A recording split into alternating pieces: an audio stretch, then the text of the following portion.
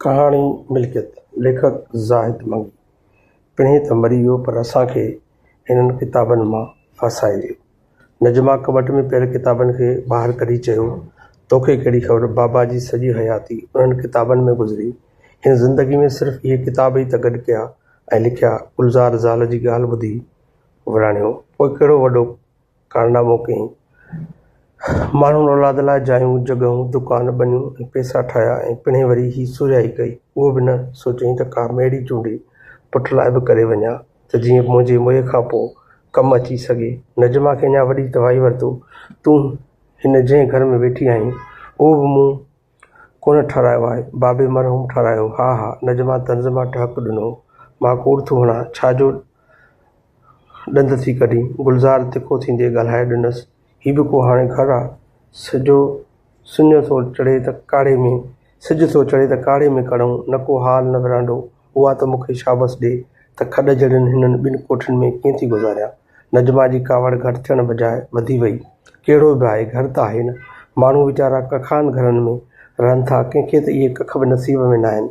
शुक्र कर जो पकसरे घर में थी रही। गुलज़ार जी नसर ॿुधण खां पोइ बि नजमा जे मुंहं तां कावड़ न लथी।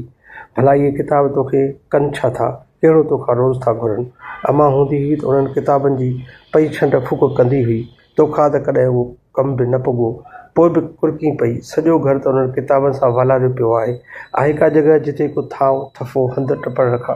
तोखे ख़बर न आहे त बाबा जे उन्हनि किताबनि पढ़ण लिखण सां केतिरी इज़त हुई। उनजे करे ॿाहिरि माण्हू मूंखे बि जीअ में जायूं ॾियनि था। पोइ ॾेई आहे न, ही उन्हनि माण्हुनि खे त वञी पढ़नि। जोनस भरिसां पियल किताब खणी हिन ॾांहुं उछलाईंदे चयो। गुलज़ार ज़ाल जी किताब उछलाइण वारे अवल ते कावड़ में ॻाढ़ो थी वियो। बुजो ॾींदे चयईंसि त तो जहिड़ी जाइल औरत खे हिननि किताबनि जी क़दुरु ऐं क़ीमत जी कहिड़ी ख़बर। नजमा मुड़ुस खे कावड़ में तपियल ॾिठो त कुझु झकी थी। एतिरे में ॿाहिरि दर ते ठक ठक जो आवाज़ु आयो। हू दर खोले ॿाहिरि निकितो त कोरियर कंपनी जो नुमाइंदो बीठो हो। गुलज़ार सां हथ मिलाइण खां पोइ हिन पंहिंजे थेले मां हिकु लिफ़ाफ़ो कढी खेसि ॾिनो ऐं वसूली रसीद तंहिंखां सही वरिती। नुमाइंदे खे रवानो करे घर में दाख़िल थियो त नजमा पुछियसि, केरु हो? टपाली हो, लेटर ॾेई वियो आहे। छाजो लेटर? हिन तइजुब मां पुछियसि। खोलिया त ख़बर पए। गुलज़ार लेटर जे हेठां पासे जी कुंड खे फाड़ींदे चयो। लेटर पढ़ंदे हिन जे चहिरे ते मुर्क अची वई। निभागी, तोखे वॾी चिड़ हुई न बाबा जे किताबनि मथां।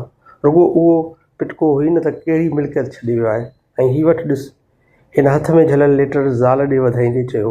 मां छा ॾिसां, कहिड़ो मूंखे पढ़णु ईंदो आहे? तूं ई ॿुधाए खणी।